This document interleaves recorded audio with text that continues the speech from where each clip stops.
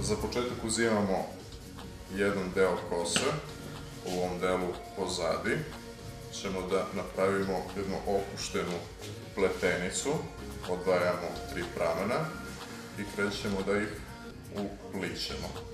U svakom sljedećem pramenu dodajemo jedan deo novi sa jedne strane i sa druge strane.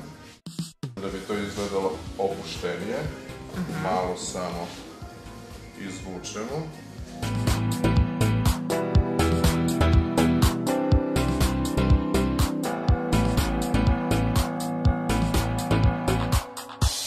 Ovo bi trebalo da bude jednostavno prema onome što nam je Bane pokazao.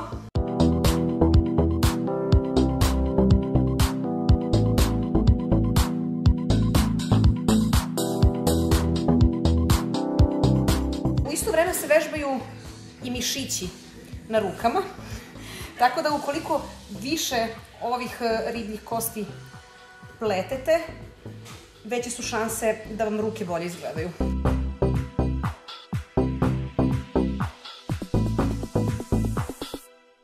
Zbog opuštenijeg izgleda i u korenu podignemo.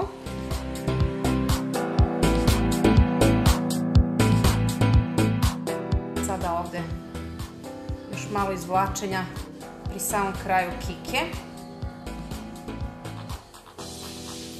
To je to? I to bi trebalo bude to.